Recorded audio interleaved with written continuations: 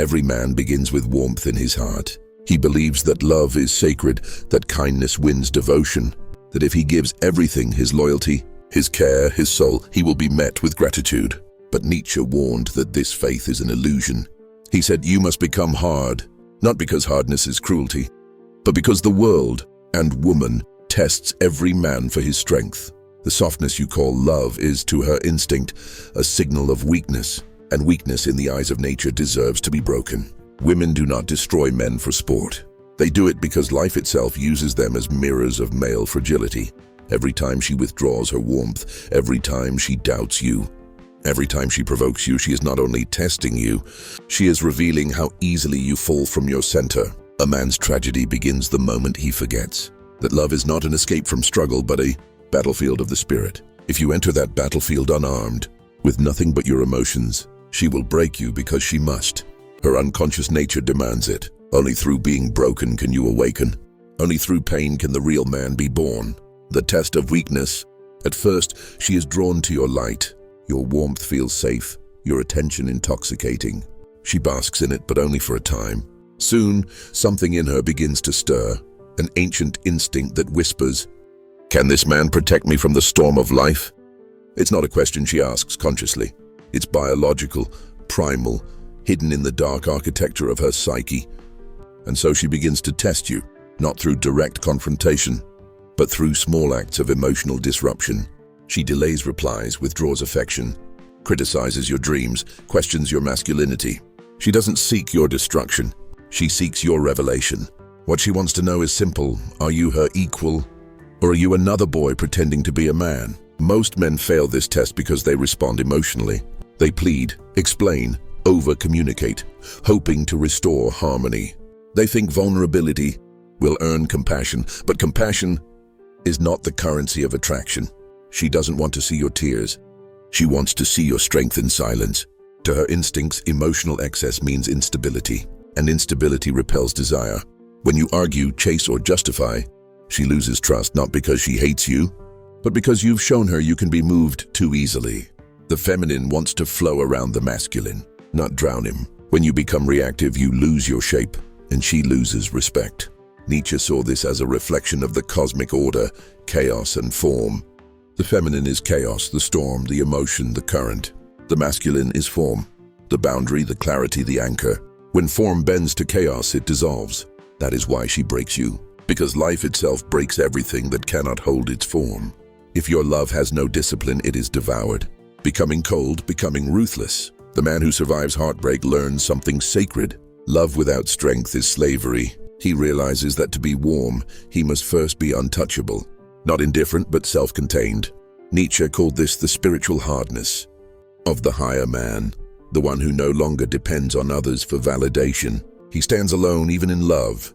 He can give affection, but he is not ruled by it. He can feel pain, but he does not perform it. This is what the modern man has forgotten, that coldness is not cruelty. It is clarity. When you become cold, you no longer chase her emotions. You observe them. You no longer beg for answers. You embody silence. You no longer seek peace through agreement. You command peace through presence. Your detachment becomes her obsession because it reflects power. She cannot manipulate what she cannot move. And that unsettles her because it awakens a primal recognition. You are no longer the one being tested. You are the test. When you stop reacting, when you no longer bend, something in her instinctively respects you again. Your calm becomes mysterious. Your absence becomes magnetic. This is what Nietzsche meant when he said, "The man of power loves danger and plays with it."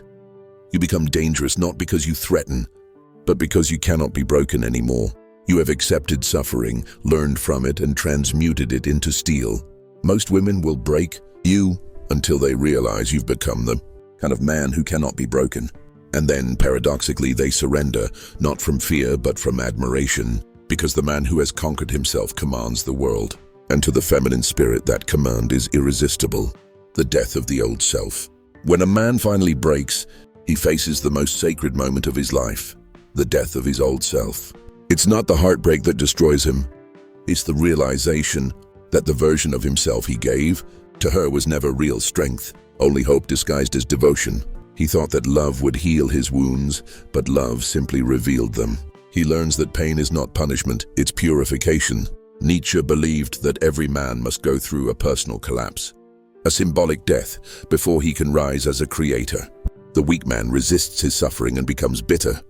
The strong man embraces it and becomes reborn. When you are abandoned, mocked, or humiliated, that is the universe stripping away your illusions. It's not the end of you. It's the removal of what was never truly yours. You thought she was testing your heart, but she was testing your soul. You begin to see that most of what you called love was attachment. Attachment to validation, to comfort, to a false peace that depends on someone else's approval.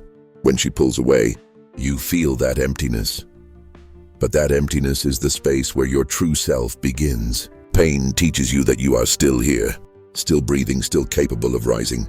You become less sentimental but more alive.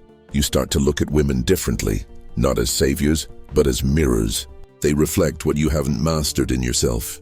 And every rejection, every betrayal, every silence is a lesson from life whispering. Grow harder, grow wiser, grow freer. This is where your rebirth begins. The man who was dependent dies.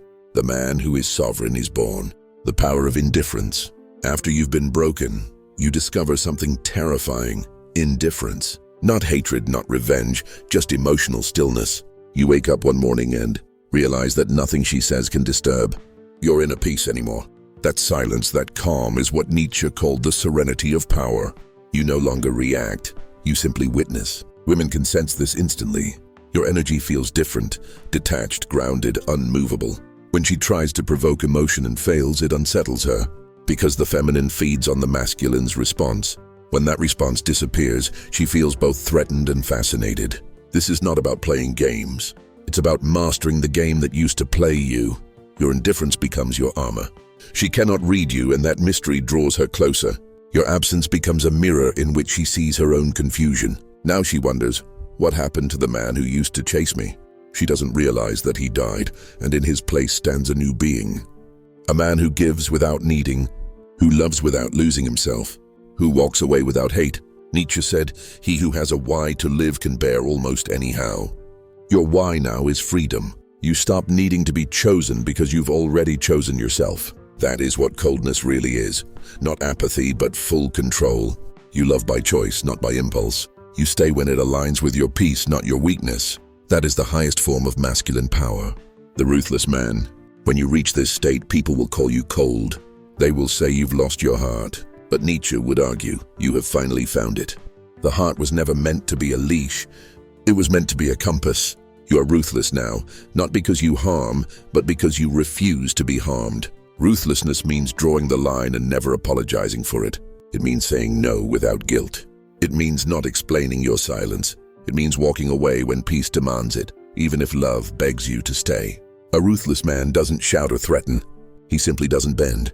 His power is quiet but undeniable. Women may test him, but they never break him.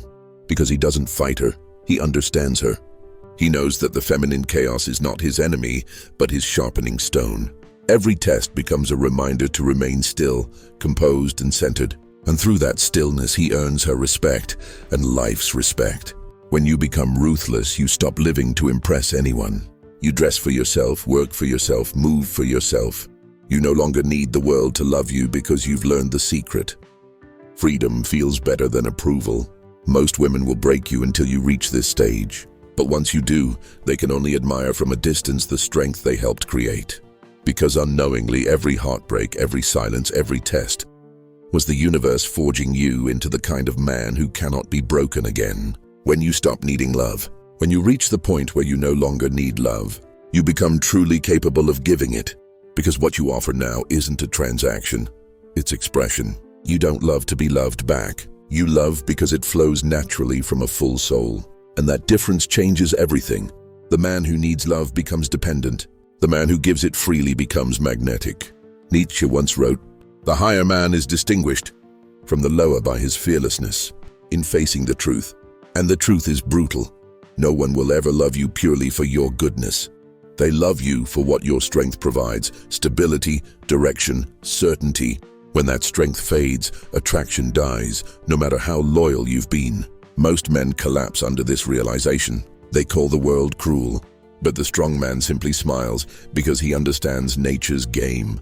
To expect eternal comfort from a woman is to misunderstand her role in evolution. She isn't here to soothe you forever. She's here to challenge you into greatness. So you stop chasing softness and start building power. You channel your energy into creation, purpose, mastery. You become so busy becoming unshakable that her approval no longer defines your worth. You stop arguing, stop explaining, stop seeking closure, because peace is already inside you. And strangely, that's when she feels your presence the most. Your absence in dependence becomes the new gravity she can't escape. This is the paradox. The moment you stop needing love is when the world starts offering it to you freely. Because need repels, but wholeness attracts. You've become the calm in the storm. And that calm commands devotion, the ascension of the masculine spirit. Now you stand where few men ever reach, beyond resentment, beyond revenge, beyond dependence. You've transcended the emotional hunger that once ruled you. You've become, in Nietzsche's words, the artist of your own life. A man sculpted from pain, guided by discipline and fueled by meaning. You no longer chase experiences. You create them. You no longer seek to possess women. You let them orbit around your gravity. When a woman meets a man like this, her instincts awaken in ways she cannot explain. Because she senses something sacred, a man who cannot be swayed by beauty or emotion, yet who feels deeply. You are both warm and cold, both dangerous and calm. You've merged polarity within yourself, and that makes you magnetic. This is the masculine ascension Nietzsche envisioned, not domination over others, but domination over the self. You are no longer living reactively, you are living deliberately. No argument can shake you, no rejection can wound you, no silence can control you. Your peace is your weapon, your detachment is your power. You walk through the world with a steady gaze that says, I own myself. And in that ownership lies everything women truly desire, not submission, but security, not emotion but presence. The man who has mastered himself becomes ungovernable. He loves without chains and walks away without regret. He gives warmth when he chooses and withdraws it when necessary. He's no longer reacting to the feminine chaos. He is directing it. That is the highest masculine achievement, not to suppress emotion, but to command it, becoming untouchable. In the end, Nietzsche's wisdom isn't about hating women, it's about understanding them. He saw that nature tests the masculine through the feminine, and only the man who endures the test earns freedom. Most women will break you, not out of cruelty but out of necessity. Because until you are broken, you remain naive. You believe love is rescue. You believe affection is eternal. But after the breaking, you awaken to the truth. Love is a battlefield for the soul. The man who refuses to become bitter rises from the ashes with new eyes. He sees that pain was the teacher, not the enemy. He thanks every rejection, every betrayal, every silence, because each one carved the strength he now wears like armor. He doesn't chase peace anymore. He embodies it. He doesn't demand loyalty, he inspires it. He doesn't compete with others. He competes only with yesterday's self. Cold, ruthless, silent. But behind that silence is wisdom. Behind that coldness is clarity. And behind that ruthlessness is freedom. The feminine can no longer break him because he has already faced the worst and turned it into power. That is what it means to become untouchable. Not heartless, just whole. And when you stand in that wholeness, you finally understand Nietzsche's warning. You must become hard, because only then, and only then, can your love become indestructible.